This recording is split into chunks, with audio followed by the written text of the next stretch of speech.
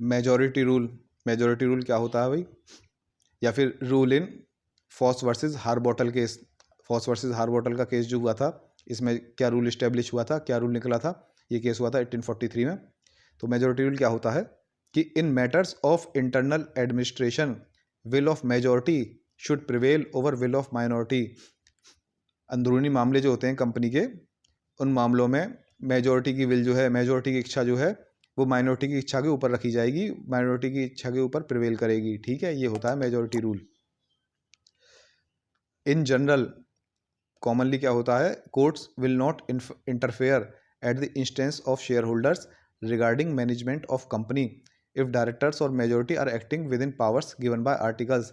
Generally ये होता है, अगर शेयर होल्डर कोई शिकायत कर रहे हैं कोर्ट से कंपनी की मैनेजमेंट के रिगार्डिंग, तो कोर्ट उस मैनेजमेंट के रिगार्डिंग जो भी शिकायत है उसमें इंटरफेयर नहीं करेगी, कंपनी के मैनेजमेंट में इंटरफेयर नहीं करेगी, जब तक क्या कहते हैं डायरेक्टर्स या फिर मेजॉरिटी जो है पावर्स में, अपनी पावर्स में ही काम कर रही है, जो आर्टिकल्स ने जितनी पावर्स दी हैं उनके अंदर काम कर रही है।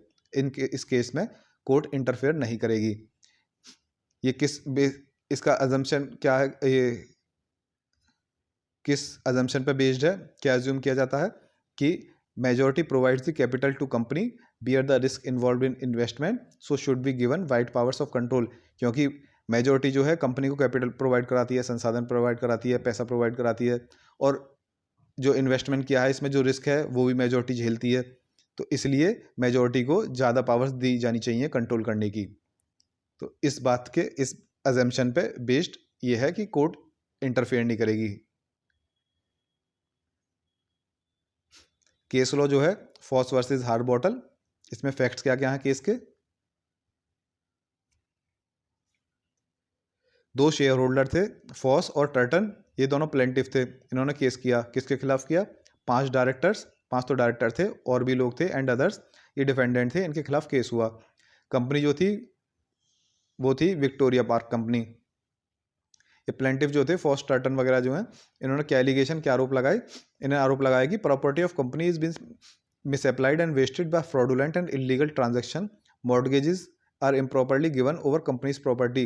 कंपनी की प्रॉपर्टी जो है उसको मिसअप्लाई किया जा रहा है, वेस्ट किया जा रहा है फ्रॉडुलेंट और धोखाधड़ी से और गैर कानूनी ट्रांजेक्शन्स के द्वारा, और कंपनी की प्रॉपर्टी को गलत तरीके से गिरवी रखा जा रहा है।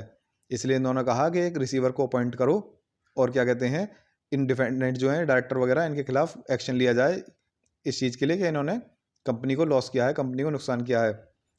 ये जो एप्लीकेशन थी क्या कहते हैं फॉस वगैरह के द्वारा दी गई, कोर्ट ने इसको रिजेक्ट कर दिया। Court rejected the petition. और कोर्ट ने क्या कहा?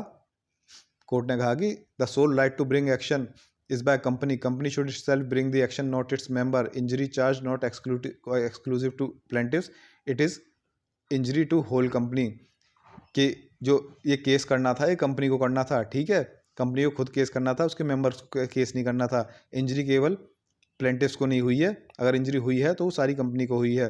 Company should sue in its own name and its corporate character not individual members. In law corporation and aggregate of members is not same thing. Company को अपने खुद के नाम से और अपने कॉर्पोरेट कैरेक्टर से क्या कहते हैं लीगल एक्शन लेना था, अपने नाम से लीगल एक्शन लेना था, इंडिविजुअल मेंबर्स को लीगल एक्शन नहीं लेना था, ठीक है। और कॉर्पोरेशन कोई कंपनी हो और एग्रीगेट ऑफ मेंबर्स, मेंबर्स का क्या कहते हैं मान लो झुंड हो, ग्रुप हो, वो दोनों एक चीज़ नहीं होती। मान लो बहुत सारे मेंबर्स इकट्ठा हो गए, वो ये नहीं कह सकते हम कंपनी है। कंपनी अलग चीज़ है और एग्रीगेट ऑफ मेंबर्स अलग चीज़ है, ये सेम थिंग नहीं है। ये कहा इस केस में कोर्ट ने। तो इसमें रूल इस्टेब्लिश हुआ, इस केस में क्या रूल इस्टेब्लिश हुआ, क्या रूल बना? That court will not ordinarily intervene in matters in which company is competent to settle itself or in case of irregularity which can be ratified or condoned by its own internal procedure। ये rule establish ये हुआ कि सामान्य तौर पे court intervene नहीं करेगी उन मैटर्स में जिसमें कंपनी खुद सक्षम हो, जिसको सेटल करने में, रिजॉल्व करने में। अगर कोई गलत उल्टा सीधा कुछ इरेगुलरिटी हो रही है, गड़बड़ हो ही रही है, अगर वो गड़बड़ ठीक की जा सकती है, रेटिफाई की जा सकती है कंपनी के इंटरनल प्रोसीजर द्वारा, अंदरूनी प्रोसीजर द्वारा, तो उस केस में भी कोर्ट इंटरवीन नहीं करेगी, इंटरफेयर नहीं करेगी। इसके पीछे लॉजिक क्या दिया गया केस में, रैशनल लॉजिक बिहाइंड इस बात के पीछे कि on becoming member shareholder agree to submit to the will of majority expressed in general meeting and in accordance with law articles and memorandum.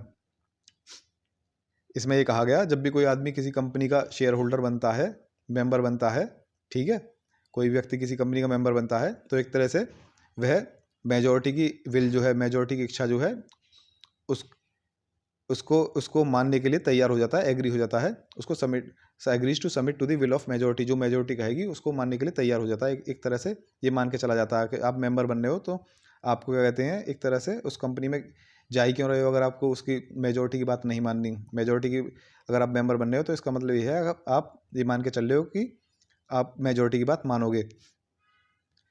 और ये मेजॉरिटी की विल जो है ये कैसे एक्सप्रेस होती है, जनरल मीटिंग वगैरह होती है वहाँ पे होती है, जब मीटिंग में मेजॉरिटी किसी रेजोल्यूशन को पास करती है, मेजॉरिटी लोग कहते हैं हाँ हम इस रेजोल्यूशन के साथ हैं, तो क्या कहते हैं वह विल कंपनी की मानी जाएगी एक तरह से। और यह विल जो है लॉ के अकॉर्डिंग होनी चाहिए, आर्टिकल्स में जो दी गई हुए प्रोविजन है उसके अकॉर्डेंस में होनी चाहिए और मेमोरेंडम के अनुसार होनी चाहिए। इससे बाहर क्या कहते हैं मेजॉरिटी भी नहीं जा सकती। एक्सेप्शंस क्या हैं, जहाँ पे मेजॉरिटी की विल नहीं चलेगी, प्रिवेल नहीं करेगी माइनॉरिटी के ऊपर, या फिर कोर्ट, जहाँ पे कोर्ट को इंटरवीन करना पड़ेगा, इंटरफेयर करना पड़ेगा, वो एक्सेप्शन कैसे हैं। This rule applies only to case where company is competent to ratify the acts. कुछ एक्ट्स होते हैं अगर कुछ गलत किया जा रहा है और कंपनी सक्षम होती है उनको रेटिफाई करने में, उनको अप्रूव करने में, उनको वैलिड बनाने में, केवल वहीं पे ये रूल अप्लाई होता है। लेकिन सर्टेन एक्ट्स ऐसे होते हैं नो मेजॉरिटी कैन रेटिफाई और अप्रूव। कुछ एक्ट्स ऐसे होते हैं कि मेजॉरिटी भी उनको अप्रूव नहीं कर सकती, सारे के सारे लोग मेंबर्स भी एग्री हो जाए तब भी उन एक्ट्स को अप्रूव नहीं कर सकती। उन केसेस में क्या कहते हैं even a single member can sue for enforcement of obligation और टू कंपनी। तो उन केसेस में क्या होगा, अगर सिंगल मेंबर भी हो ना, वो भी क्या कहते हैं लीगल एक्शन ले सकता है, केस कर सकता है, ठीक है। He can do so in representative capacity of company, so relief goes to company. और ये जो मेंबर करेगा वो कंपनी के रिप्रेजेंटेटिव के तौर पे करेगा, कंपनी को रिप्रेजेंट करते हुए, इसलिए जो भी रिलीफ मिलेगा, कोई भी कुछ भी जो भी केस में फ़ायदा वगैरह जो भी कुछ होगा वो कंपनी को होगा, क्योंकि वो कंपनी को रिप्रेजेंट कर रहा है। तो कौन से ऐसे एक्ट्स हैं जहाँ पर मेजॉरिटी की विल जो है, मेजॉरिटी की इच्छा प्रिवेल नहीं करेगी माइनॉरिटी के ऊपर, या फिर कोर्ट को इंटरफेयर करना पड़ेगा, वो एक्ट्स हैं अल्ट्रावायर्स एक्ट। अल्ट्रावायर्स माने जो कंपनी की पावर्स में नहीं थे, कंपनी की पावर से बाहर थे, बियॉन्ड पावर थे। अल्ट्रा माने बियॉन्ड, वायर्स माने पावर, जो कंपनी के बाहर पावर से बाहर थे, ऐसे एक्ट कर दिए। तो act outside the ambit of memorandum of association, जो मेमोरेंडम ऑफ एसोसिएशन में जो एक्ट्स दिए गए हैं कि कंपनी ये एक्ट्स कर सकती है, उनके बाहर जाके अगर कोई एक्ट किया जाता है तो उसको रेटिफाई नहीं किया जा सकता। उस कंडीशन में क्या कहते हैं मेजॉरिटी की विल नहीं चलेगी, कोर्ट को इंटरवीन करना पड़ेगा, इंटरफेयर करना पड़ेगा। फ्रॉड ऑन माइनॉरिटी, माइनॉरिटी के साथ फ्रॉड कर दिया जाए।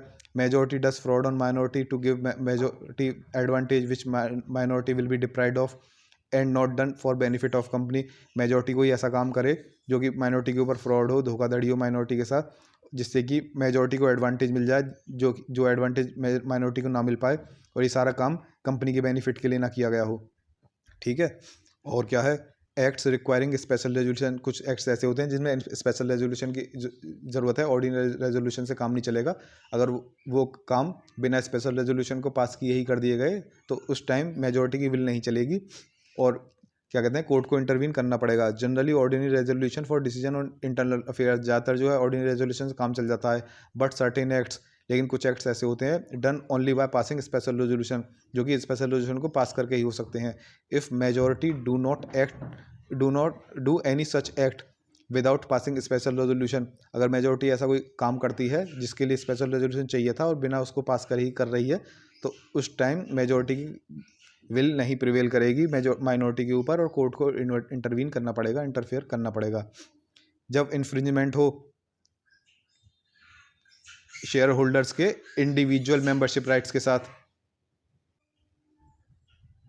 जब इन्फ्रिंजमेंट हो individual membership rights share holders के इंडिविजुअल मेंबरशिप राइट्स कैसे होते हैं कि जैसे राइट टू ट्रांसफ़र शेयर को ट्रांसफ़र करने का राइट, शेयर होल्डर जो है फ्री होता है, किसी को भी शेयर ट्रांसफ़र कर सकता है, ये इसका इंडिविजुअल मेंबरशिप राइट है। तो ये रूल जो है यहाँ पे ऐसे इंडिविजुअल मेंबरशिप राइट्स पे अप्लाई नहीं होगा मेजॉरिटी रूल अप्लाई होता है केवल कॉर्पोरेट मेंबरशिप राइट्स होते हैं, ठीक है। ये कैसे राइट होते हैं, जैसे राइट टू रिसीव डिविडेंड्स को पाने का अधिकार जो है, ऐसे राइट्स यहाँ पे ही मेजॉरिटी रूल प्रिवेल करेगा, इंडिविजुअल मेंबरशिप राइट्स पे प्रिवेल नहीं करेगा।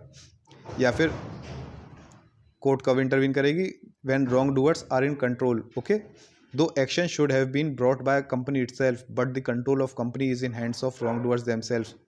मान लो कुछ मेजॉरिटी वगैरह हैं या फिर कुछ लोग हैं, उन लोगों ने कोई गलत काम किया है, ठीक है। इस गलत काम के लिए कंपनी को एक्शन लेना था।